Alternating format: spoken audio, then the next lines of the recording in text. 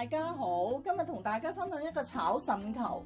呢個菜咧喺我爸爸嗰個年代好流行嘅，佢哋多數會用雞腎啊、鴨腎去炒，咁樣咧佢哋叫做下欄菜嘅。我今日用火雞腎，呢度火雞腎5個500克，會去咗白色嗰啲筋膜，大約剩翻2/3左右。糖芹一紮啦，100克，咁一陣嗰啲葉咧係唔要嘅，你可以留翻佢煮其他菜。大粒嘅紅葱頭1粒，蒜頭3粒，薑1小塊。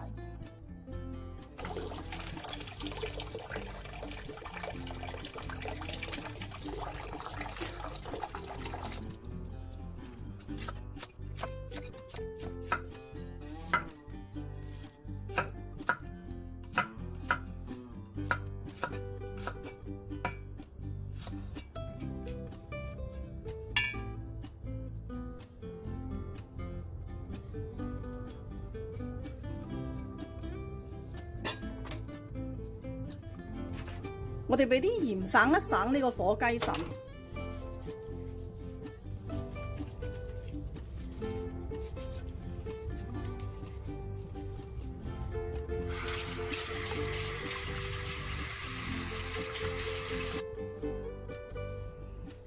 我哋將火雞腎呢個白色嘅膜咧都去走，呢啲筋膜咧就唔好浪費，可以留翻佢嚟煲湯嘅。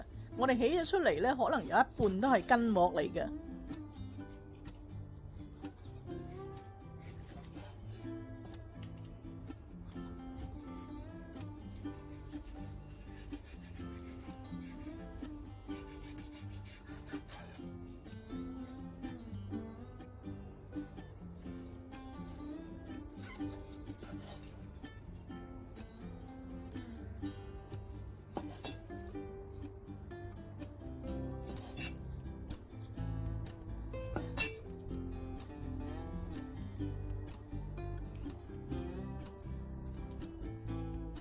呢個去咗膜嘅火雞腎咧，我哋喺上邊呢度打橫嘅，切佢2至3刀啦，唔好切斷。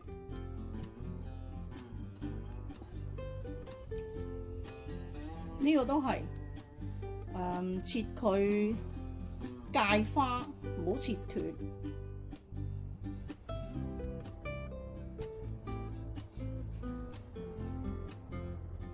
咁樣。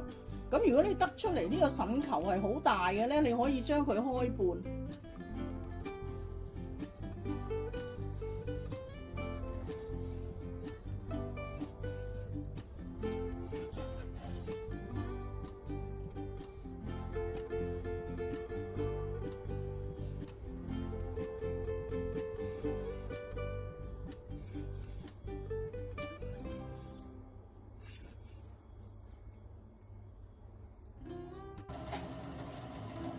我哋將呢個腎球飛水1分鐘，俾少少薑、葱、紹酒，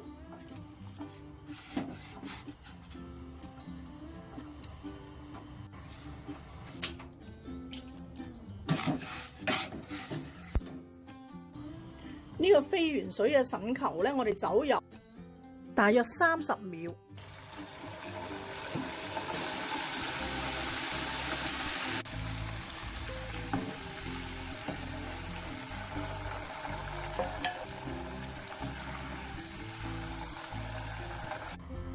先爆一爆呢個紅葱頭、薑同埋蒜片，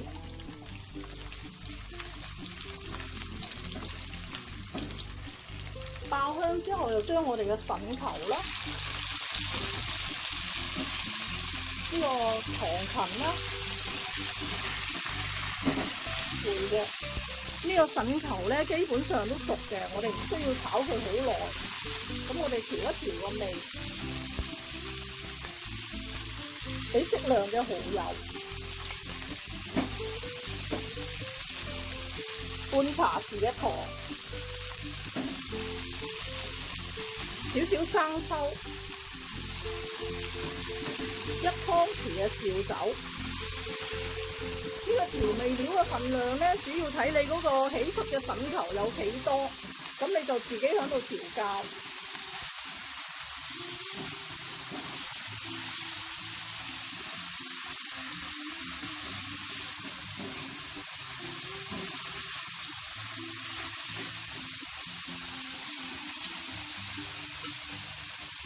呢個菜咧，你可以埋少少薄芡，唔埋芡都得嘅。